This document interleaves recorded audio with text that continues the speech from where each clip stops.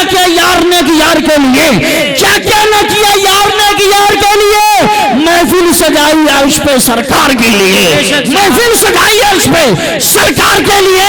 ایسا مصرع میں پڑھنے جا رہا ہوں آخر والا، اگر کوئی بھی عاشق مصطفیٰ ہوگا جس کے دل میں مصطفیٰ کی محبت کا اجالا ہوگا، اپنے آپ کو روک نہیں پائے گا، مجمع سے کھڑا ہو کے نعرہ لگائے گا۔ میں دیکھنا چاہتا ہوں کوئی دیوانہ ایسا ہے، اپنے آپ کو سنبھال کے بیٹھے، میں چاہتا ہوں مجمع سے نعرہ لگنا چاہیے۔ شعر سنو، کیا کیا نہ کیا یار نے کہ یار کے لیے، کیا کیا نہ کیا یار نے کہ یار کے لیے، محفل سجائی عرش پہ سرکار کے لیے۔ جاؤں گا قبر میں تو پکاروں گا یا نبی، جاؤں گا قبر میں تو پکاروں گا یا نبی، آیا ہوں قبر میں تیرے دیدار کے لیے، آیا ہوں قبر میں۔ کھڑے ہو کے لگا، کھڑے ہو کے تکبیر، عمر بھی بڑھائے گا۔ 10 منٹ کے لیے جناب محترم خطیب اہل سنت ناشر مسلک اعلیٰ حضرت مولانا قاری تنظیف صاحب قبلہ کو پیش کرتا ہوں۔ ماشاءاللہ یہاں پر ہمارے اس علاقے کے بہت سارے علماء کرام جلوگر ہیں، بردباد سنبل مولانا دانش صاحب اور دیگر حضرات تشریف فرمائیں، مولانا ہمارے باسی صاحب۔ لیجئے 10 منٹ کے لیے قاری تنظیف صاحب کو بلاتا ہوں، وہ گھنٹوں کی بات منٹوں میں پیش کر جائیں گے، اما آپ کو حیران کر جائیں گے۔ اگر آپ کو یقین نہیں ہے تو ان کے آنے سے پہلے آپ نعرہ لگائیں گے، طلب کے بولیے نعرہ تکبیر۔ کچھ بھائی سوچتے ہیں کہ نعرہ صرف نیتا کے بھاشن پہ لگایا جاتا ہے۔ حضرات محترم میں کہتا ہوں نیتا خوش ہوتا ہے تو صرف دنیا کا مال ملتا ہے، اما آمنہ کا لال خوش ہوتا ہے دنیا کا مال بھی ملتا ہے، دنیا میں عزت بھی ملتی ہے، اور اللہ کرم فرما دے تو مرنے کے بعد جنت بھی ملتی ہے۔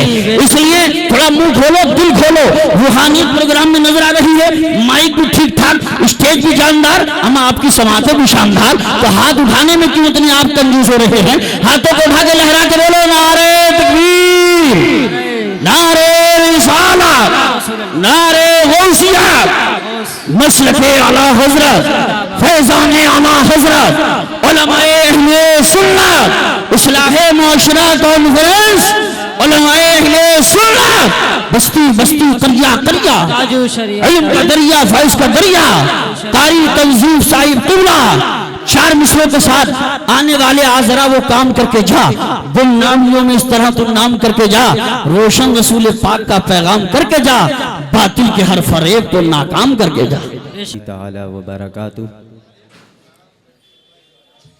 الحمدللہ الحمدللہ الذی ہدانا سواء الطریق وجعل لنا التوفیق خیر رفیق، والصلاة والسلام على من أرسله هدى هو بالاهتداء يليق، أما بعد فأعوذ بالله من الشيطان الرجيم، بسم الله الرحمن الرحيم، ومن أعرض عن ذكري فإن له معيشة ضنكا ونحشره يوم القيامة أعمى، قال رب لما حشرتني أعمى وقد كنت بصيرا، صدق اللہ العظیم وصدق رسولہ النبی الامین المتین المعین الکریم، ونحن علی ذلک لمن الشاہدین والشاکرین والحمد للہ رب العالمین۔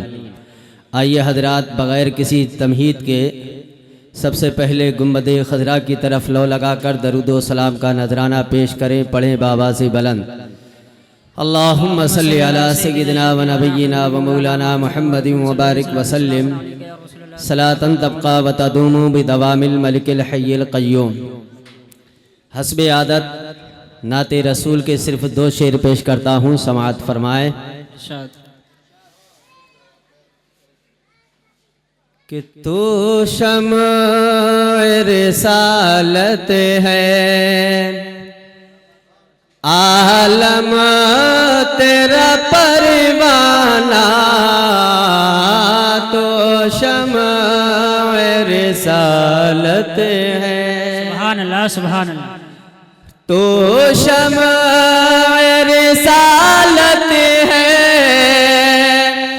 آقا عالم تیرا پروانہ،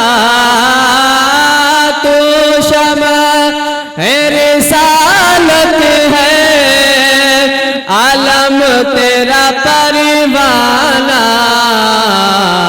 تو ماہ نبوت ہے، تو ماہ نبوت ہے، اے جلوہ جانا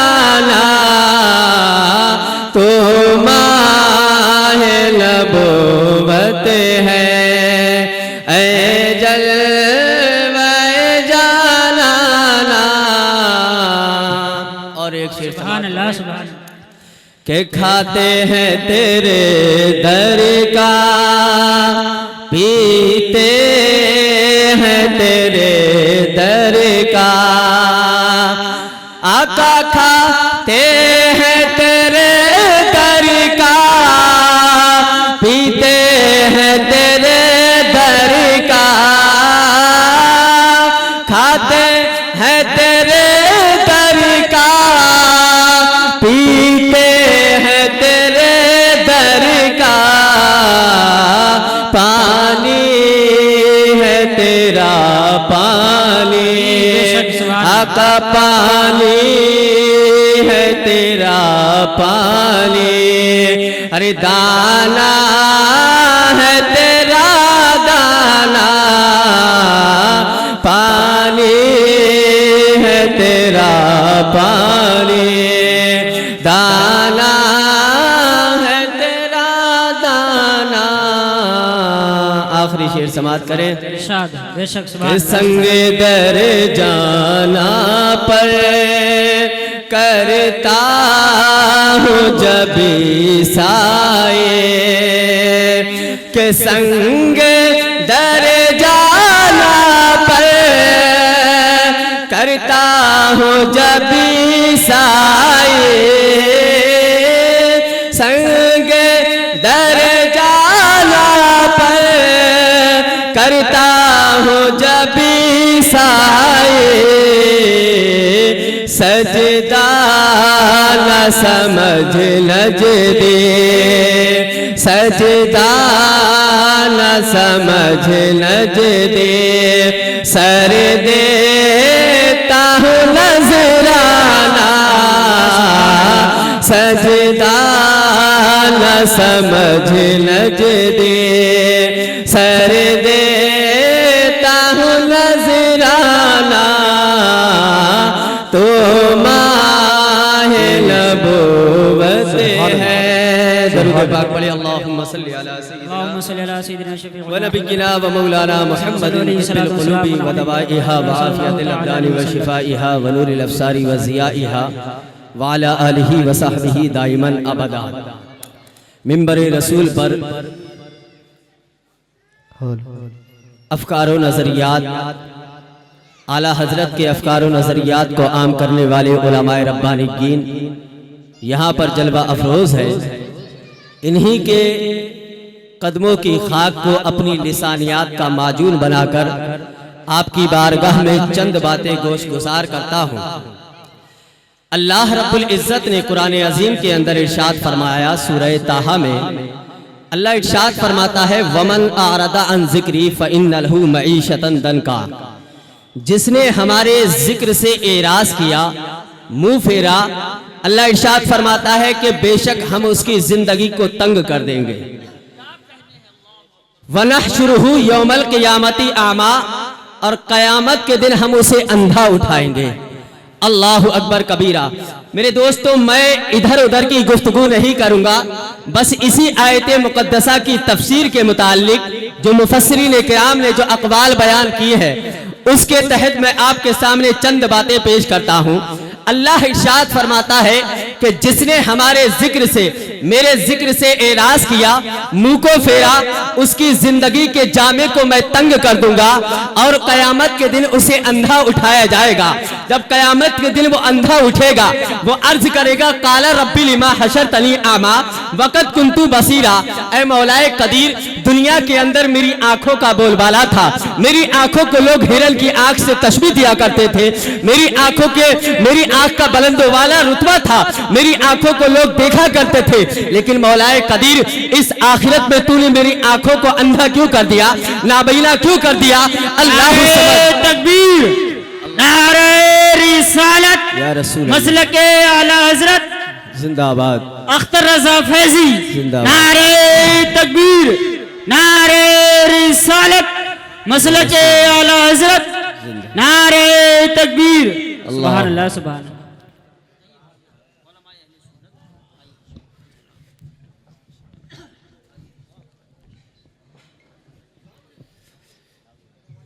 تو میرے دوستو اللہ رب العزت نے قرآن عظیم میں ارشاد فرمایا کہ جس نے میرے ذکر سے اعراض کیا، منہ کو پھیرا، بے شک میں اس کی زندگی کے جامے کو تنگ کر دوں گا۔ نعرہ تکبیر، نعرہ رسالت، یا رسول اللہ، مسلک اعلی حضرت، زندہ باد، علماء اہل سنت، نعرہ تکبیر، نعرہ رسالت۔ درود پاک پڑھی، اللہم صلی علی سیدنا و نبینا و مولانا محمد مبارک وسلم، صلاۃ و سلاما علیک یا رسول اللہ صلی اللہ علیہ وسلم۔ تو اللہ ارشاد فرماتا ہے کہ دنیا میں رہ کر کے جس نے میرے ذکر سے اعراض کیا، قیامت کے دن اسے اندھا اٹھایا جائے گا۔ جب وہ اندھا اللہ کی بارگاہ میں عرض کرے گا، مولا قدیر میں تو اکھیارا تھا، میری آنکھیں بڑی شان والی تھی، میری آنکھوں کے اندر بڑا حسن و جمال تھا، میری آنکھوں کی روشنی کو، میری آنکھوں کی پتلیوں کو لوگ ہرن کی آنکھ سے تشبیہ دیا کرتے تھے، لیکن مولا قدیر آج تو نے میری آنکھوں کو نابینا کیوں کر دیا؟ آج تو نے مجھے اندھا کیوں اٹھایا ہے؟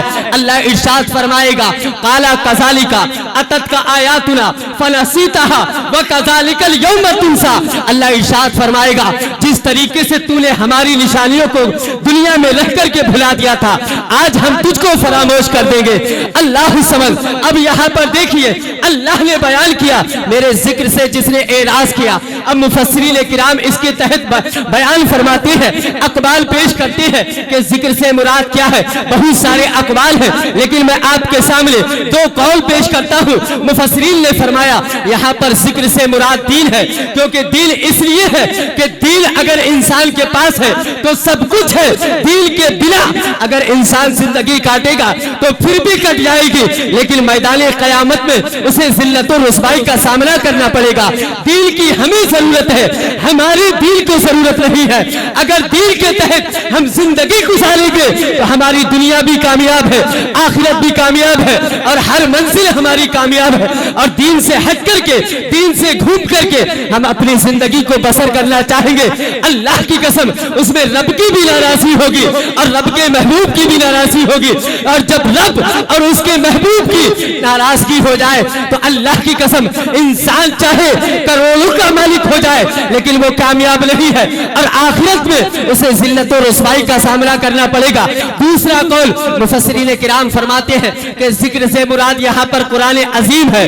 قرآن عظیم کا جس نے تلاوت کی، اللہ کی قسم اس کی زندگی دنیا میں جب تک رہے گا تو کشادہ رہے گا، اور آخرت میں جب جائے گا تو اللہ کی قسم ناز و نعم کے ساتھ اپنے رب کی بارگاہ میں حاضری دے گا، اور کوئی مشقت، کوئی تکلیف، کوئی مشکلات کا اس بندے کو سامنا نہیں کرنا پڑے گا، کیونکہ قرآن عظیم کے تعلق سے اللہ کا رسول ارشاد فرماتا ہے فَإِن لَمْ تَبْكُوا فَتَبَاكُوا، جب تم قرآن پڑھا کرو تو رویا کرو، اگر رونا نہ آ سکے تو میرے آقا ارشاد فرماتے ہیں فَتَبَاكُوا، تو رونے کی کوشش کیا کرو۔ جب رونے کی کوشش کرو گے اللہ کی قسم تمہاری آنکھ سے جب آنسو نکلے گا تو امام ابو نعیم فرماتے ہیں لا خیر فی عین من خشیت اللہ، اس آنکھ کے اندر کوئی بھلائی نہیں ہے جو اللہ کے خوف سے رویا نہیں کرتی ہے، اور جو آنکھ اللہ کے خوف سے رو جاتی ہے اللہ کی قسم امام رومی فرماتے ہیں کہ جہاں پر پانی بہتا ہے وہاں پر سبزہ اگتا ہے، اور جس آنکھ سے رب کی خشیت سے آنسو نکلتا ہے اس آنکھ پر رب کی رحمتیں نازل ہوا کرتی ہے، اور جب رب کی رحمتیں نازل ہو جاتی ہے اللہ کی قسم اس آنکھ کو جہنم کی آگ جلا نہیں سکتی ہے۔ تو میرے دوستو اس آیت مقدسہ کی روشنی میں ہمیں معلوم ہوا کہ ہمیں دین پر اپنی مضبوطی سے قائم رہنا چاہیے، قرآن عظیم کا شدت کے ساتھ جو ہے اس کا مطالعہ کرنا چاہیے، اس کی تلاوت کرنا چاہیے، کیونکہ قرآن عظیم ہی حقیقت میں اللہ کی رسول کی زندگی کا سوال ہے۔ اللہ کی قسم قرآن عظیم کے تعلق سے میرے پیغمبر فرماتے ہیں تو کیا فرماتے ہیں خیرکم من تعلم القرآن وعلمہ، تم میں سب سے بہتر وہ ہے کہ جو قرآن سیکھتا ہے اور دوسروں کو سکھاتا ہے۔ اس سے پتہ یہ چلا کہ سب سے بہتر اگر اس دنیا کے اندر اگر کوئی شخص ہے تو وہ عالم ربانی کی ذات ہے، وہ حافظ قرآن کی ذات ہے، قاری قرآن کی ذات ہے۔ اس دنیا کے اندر ڈاکٹر بھی بہتر ہے لیکن ڈاکٹر سے بہتر عالم دین ہے، ڈاکٹر سے بہتر حافظ قرآن ہے۔ اس دنیا کے اندر بہتر جو ہے انجینئر بھی ہے لیکن انجینئر سے عالم ربانی ہے اس دنیا کے اندر جو ہے ایک پروفیسر بھی بہتر ہے، لیکن پروفیسر سے بھی بہتر عالم ربانی ہے۔ وہ کیسے؟ اس لیے کہ دنیا کے سب سے بہترین انسان جس کو عبداللہ کا بیٹا محمد الرسول اللہ کہا جاتا ہے، اس سب سے بہتر انسان نے یہ اعلان کر دیا ہے کہ قرآن کو سیکھنے والا اور دوسروں کو سکھانے والا سب سے بہتر ہے۔ اور ایک وجہ اور بتاتا ہوں کہ کیسے بہتر ہے میرے دوستو۔ اس دنیا کے اندر اگر کوئی اپنے بیٹے کو انجینئر بنا لیتا ہے، باپ کے بیمار پڑنے پر 1 یا 2 لاکھ روپے خرچ کر سکتا ہے، اپنی پوری پراپرٹی کو باپ کے علاج میں لگا سکتا ہے، دادا کے علاج میں لگا سکتا ہے، لیکن اللہ کی قسم وہ میدان قیامت جس کے تعلق سے اللہ رب العالمین قرآن عظیم کے اندر ارشاد فرماتا ہے، یقول الانسان یومئذ این المفر، انسان کہے گا کہ کہاں بھاگ کر کے جاؤں، کلا لا بصر، اس دن اسے کوئی پناہ نہیں ملے گی، الی ربک یومئذ المستقر، اس دن اگر اسے پناہ ملے گی تو اس کے رب کے پاس ملے گی۔ اللہ کی قسم ایسے عالم میں اگر کوئی کام آنے والا ہے تو میرے پیغمبر فرماتے ہیں کہ حافظ قرآن اپنے خاندان کے 10 ایسے لوگوں کی بخشش کروائے گا کہ جن پر ان کی بدعملی کی وجہ سے اللہ نے جہنم کو واجب قرار کر دیا ہوگا۔ اللہ اکبر کبیرہ۔ تو حافظ قرآن یعنی قرآن مقدس کا مطالعہ کرنے والا، اس کی تلاوت کرنے والا، اس کو سمجھنے والا، دوسروں کو سمجھانے والا، یہ جو ہے اس کا مقام یہ ہے کہ میدان قیامت میں خود تو جنت میں جائے گا لیکن اپنے ساتھ 10 ایسے لوگوں کو جنت میں لے کر کے جائے گا کہ جن پر جہنم بدعملی کی وجہ سے واجب ہو چکی ہوگی۔ تو میرے دوستو اس آیت مقدسہ کی روشنی میں معلوم ہوا کہ ہمیں قرآن عظیم کو اپنے سینے میں بسانا چاہیے، اس کا ادب کرنا چاہیے، اس کا مطالعہ کرنا چاہیے، اور قرآن مقدس کی تعلیم دینے والوں کا ہمیں ادب و احترام کرنا چاہیے، ان کی صحبت میں بیٹھنا چاہیے۔ تو انشاءاللہ العزیز قرآن مقدس سے یہ فیضان سے ہم اپنے آپ کو مالا مال کرتے ہوئے نظر آئیں گے، اور یہ نعرہ لگا لو کہ ہمیں کرنی ہے شہنشاہ بطحا کی رضا جوئی، وہ ہو گئے اپنے تو رحمت پروردگار اپنی۔ استغفر اللہ ربی من کل ذنب واتوب الیہ، واخر دعوانا ان الحمدللہ رب العالمین۔ وعلیکم السلام۔